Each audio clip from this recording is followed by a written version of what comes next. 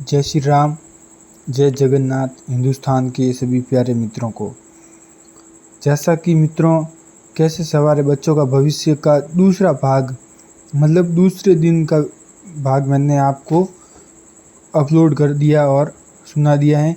लेकिन जो पहले दिन का भाग था वह किसी कारण से डिलीट हो गया था, तो हम आप पहले दिन का भाग सुना देते हैं आपको।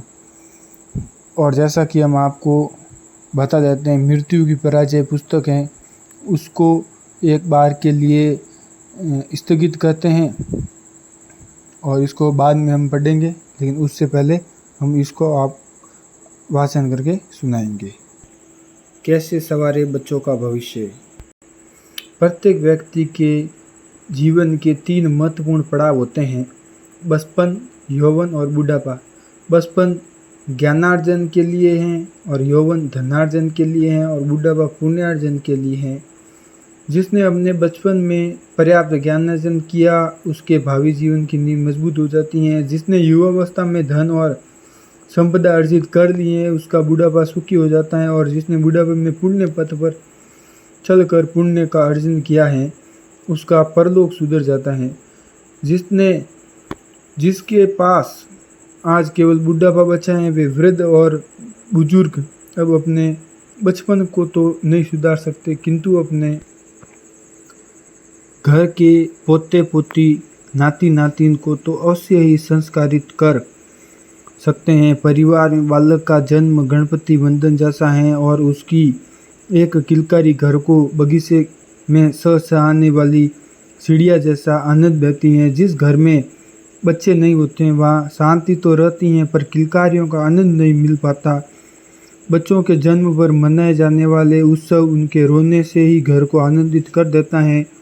घर में जन्मा एक बच्चा भी घर को आनंदमय स्वर्गमय बना देता है। बालक को तो परिवार की आत्मा है, वह समाज का मेरुदंड है। बालक विश्व की सबसे छोटी किंतु सबसे महत्वपूर्ण इकाई हैं। जो लोग अपने जीवन में बाल सुलभता रखते हैं वे भले ही बूढ़े ही क्यों न हो जाएं, बच्चे ही बने रहते हैं। प्रभु यीशु ने कहा था, भगवान के राज्य में वे ही प्रवेश कर पाते हैं जो अपने स्वभाव को बालक जैसा रखता है। यहाँ पर प्रभु यीशु मतलब हमें ध्यान में नहीं है, शायद ईसाइयों के प्रभु के बारे में बात हो रही है।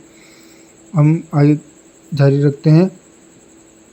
ये इसलिए कहा कि बच्चों में जो सहजता, सरलता, निश्चलता, दूसरों के काम आने की सहभागिता होती है और जो जज्बा, जिज्ञासा, समर्पण और सद्भाव होता है वह दूसरों के पास नहीं होता। स्मरण रखें, बच्चा होना कल्याणकारी है लेकिन बचपनापन बेवकूफ़ी है। स्वभाव में मासूमियत सुकून की बात है लेकिन बचकानापन मूढ़ता और मूर्खता का पर्याय है। बच्चे तो आने वाले कल के भविष्य हैं, वे भविष्य के निर्माता हैं, वे भारत के भाग्य विधाता हैं। हम क्यों भूल जाते हैं कि मंदिरों में हम जिस रूप की पूजा करते हैं वह तो मूल रूप से बच्चों में ही विद्यमान होता है। जन्माष्टमी को हम कृष्ण का जन्मोत्सव मनाते हैं।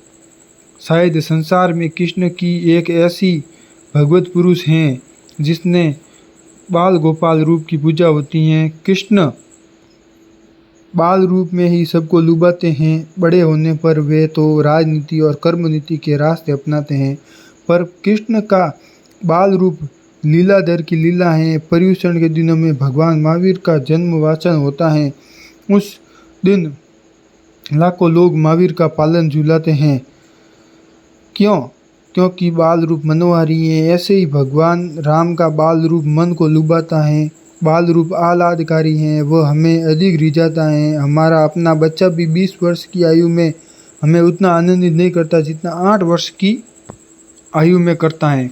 नचिकेता, ध्रुव, प्रहलाद और अति मुक्त जैसे बच्चों ने तो मात्र 8-10 वर्ष की आयु में ही ईश्वरत्व को उपलब्ध कर दिया था। अगर कोई बालक अपने जीवन में कुछ कर गुजरने का संकल्प ले तो उसकी गरीबी या माता पिता का ना होना भी उसकी राह नहीं रोक सकता। बुधिया जैसा बालक भी 65 किलोमीटर की लंबी दौड़ लगाकर विश्व में अपना कीर्तिमान स्थापन कर सकता है।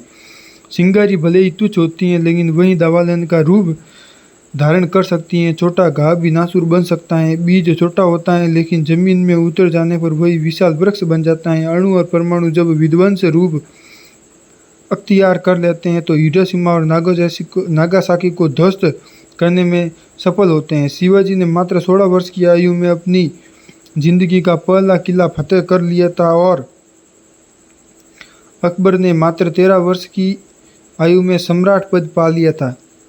यहाँ पर बात हो रही है अकबर की। हो सकता है वह मुस्लिम शासक हो, हमें बुरा ध्यान में नहीं है। बालक सचमुच तभी तक बालक हैं जब तक उसके भीतर कुछ कर गुजरने का जज्बा पैदा नहीं हो जाता। जज्बा पैदा हो जाए तो याद रखो आग सबके भीतर छिपी है, बस उसके जगाने की ज़रूरत है। जय श्री राम मित्रों, जय जगन्नाथ। आगे का वीडियो डे 2 में मिल जाएगा और उसके आगे का वीडियो हम आपको कल बनाकर सुनाएंगे।